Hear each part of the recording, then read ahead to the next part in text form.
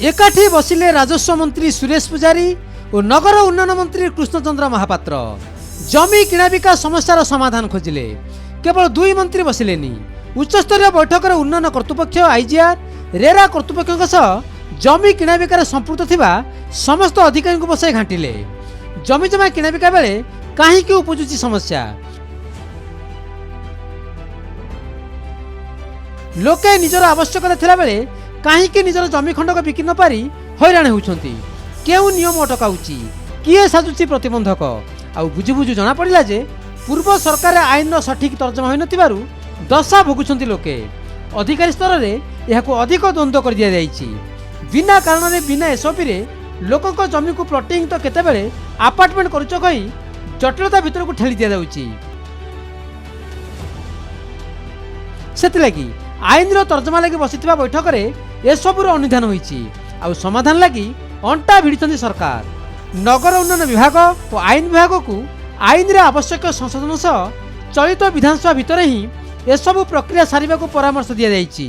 किंतु समस्ते गोटे सिद्धांत रे उपनीत होइछंती जे जमी बिक्री करिया पई मूलतः गरीब लोक जे अन्य जन को जमी बिकुछि एवं जो जमी बिक्री सांगरे प्लॉटिंग रो कोनोसी संपर्क नाही किबा अपार्टमेंट बनेबार कोनोसी संपर्क नाही सेमानकर जमी केमिति बिक्री ही पारिबो से बाबद रे आईन रो संशोधन रो आवश्यकता अछि।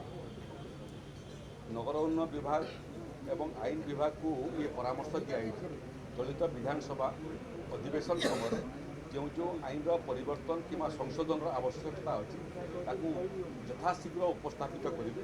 आम प्रयास करें जो आईन संशोधन आवश्यकता अच्छी चलित विधानसभा भितर आम संशोधन करूँ। केवल एतिक नुहे किभली मोटा अंकर टंका देले किछि बड़ बड़िया को पार्ट प्लॉट पंजीकरण होई पारुछि। किछि दिन तले 8टी दलिल प्रमाण देथिला राजस्व मंत्री को ओडिशा विकास अभियान आउ यहाकू गुरुतर सह नैथिला मंत्री भी एसबू को अनुधान कर स्पष्ट करिसेंती जे जमी पंजीकरण होई पारुनथिबारु सरकार कोटी कोटी टका राजस्व हराउछंती किंतु दलाल मालेमाल और किछि निर्दिष्ट अधिकारी को पकेट गरम होउछि। जमी जमा पंजीकरण स्वच्छता आनिबा सह प्रक्रिया को सरल करन लागि राज्य में आरंभ होइछि स्मार्ट सर्वेलांस सिस्टम। उत्तरदायित्व भी न्यस्त होइछि पंजीकरण अधिकारी को परे। समस्या विगत सरकार सृष्टि करिसेंती वर्तमान आमर दायित्व एवं उत्तरदायित्व होछि से सब समस्या समाधान करिबो।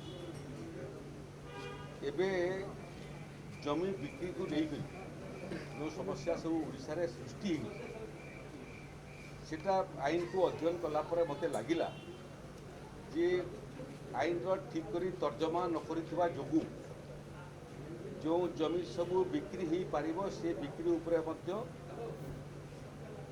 रोक लगाई स्पष्टीकरण नथिबा जोगु पूरा जमी किणा बिकारे व्यापक समस्या ओडिशा रे सृष्टि ये 5 मासर रेकर्ड देखिकरी मते मने हला जे एक तो लोक हैरान होउछथि ताकर जमी बिक्री ही पारु नै।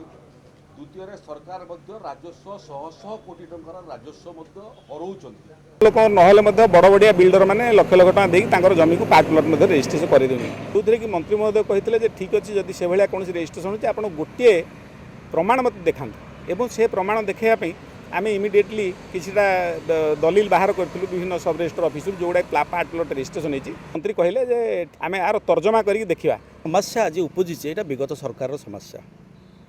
ए सरकार हूँ गोटे लोकाभिमुखी सरकार ये चाहूँगी सब ट्रांसपेरेन्सी हो तो सरकार रे आईनटा समस्त सामान नाला तार फल आज लोक मैंने भोगुंट आम आशा रखीचु तुरंत जो करप्टेड लोक गुड़ा अच्छा विगत सरकार जो रहीकि माने लक्ष लक्ष टका नहीं रेस्ट्री करी माने मुनाफार लोक को मनीष करूँ गरीब लोकटे ता झील बाहा करें तार मेडिकल ट्रिटमेंट करें सेगुड़ा हो पारुनी तेणु ताप्रति धन्य देव बोली सरकार को आमर आशा अच्छी।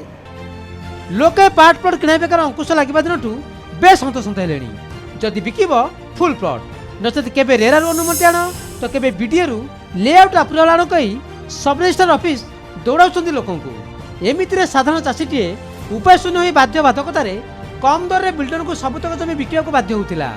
आईजीआर पक्षर कौन स्पष्ट एसओपी आसुन हरणारे पड़ुवा सब रजिस्ट्रार ऑफिस भी लोक अଯଥାରେ हंसत करुच्ची। एवं राजस्व मंत्री सारा ओडिशा रे असुविधा को ग्राउंड उपलब्धि पर त्वरित समाधान लगी आगे आसछंती। भुवनेश्वर कैमरा पर्सन मानस रवींद्र विश्वजित प्रदीप नायक रिपोर्ट नक्षत्र न्यूज।